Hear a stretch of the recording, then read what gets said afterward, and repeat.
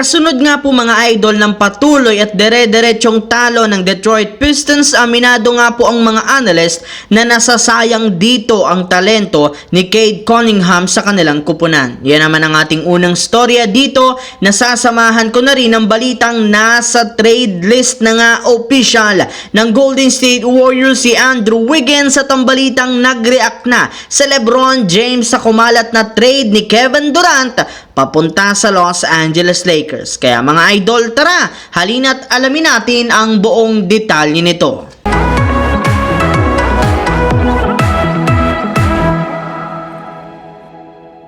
Marami nga po mga idol na mga fans ng Detroit Pistons ang napipiko na sa pagkakaroon ng kanilang prangkisa ng 28-game losing streak. Pero sa kabila nga po niyan, ginagawa pa rin naman ang kanilang kupunan ang buong makakaya upang maputo lamang ang kanilang hawak na losing streak at makakuha ng panalo sa lalong madaling panahon. Sa katunayan, sa kagustuhan nga po ng kanilang best player na si Cade Cunningham na manalo, nag-average na nga ito ng 33 points, 5.4 rebounds, 7.4 assists sa kanyang 57% shooting.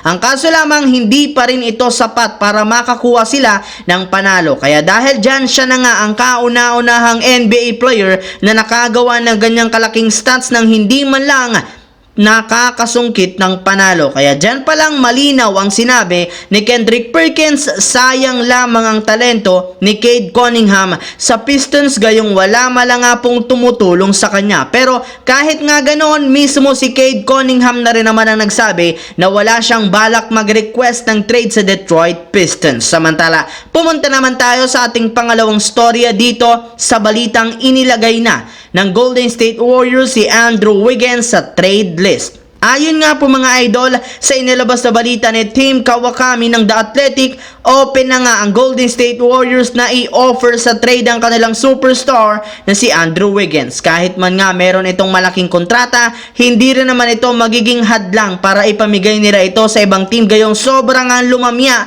ang kanyang performance. Kung sakasakali man nga po na i-trade nila ito, mas gugustuhin na lamang nga ng kanilang team na gamitin si Jonathan Kuminga bilang kanilang full-time small forward. Kaya hindi nga magiging problema ang pag-trade kay Andrew Wiggins. Habang dumako naman tayo sa ating huling storya dito sa balitang nag-react na si LeBron James sa kumalat na trade ni Kevin Durant patungkol sa Los Angeles Lakers. Kasabay nga po mga idol ng pagkapanalo ng Lakers kahapon laban sa Charlotte Hornets, sinabi nga po ni LeBron James sa kanyang ginawang interview na natuwa siya sa ipinakitang magandang performance ng halos lahat ng mga players ng Lakers simula sa kanilang starter hanggang sa kanilang bench. Kailangan na lamang nga po nilang maging consistent at healthy upang sa ganun matapos nila ang kanilang laro ngayong taon na 2023 sa winning record. Sinabi rin naman ito na hindi pa nila iniintindi o pinag-uusapan ng mga nagsilabasang trade ngayon sa kanilang kupunan, sadyang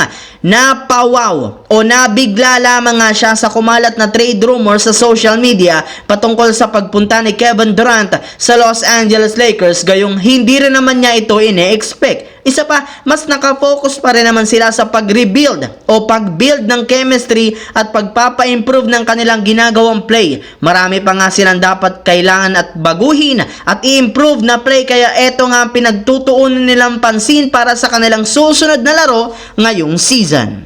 So yun lamang mga idol ang ating bagong video ngayon dito na ating pinag-usapan ngayon. Once again, this is your J-Zone TV. Huwag kalimutang mag-like at syempre mag-subscribe na rin. Pindutin ang notification bell sa akin channel para lagi kayo maging updated sa mga videos na pinapalabas ko. Isang malaking shout out sa lahat ng solid na laging nanonood dyan. Maraming salamat mga idol.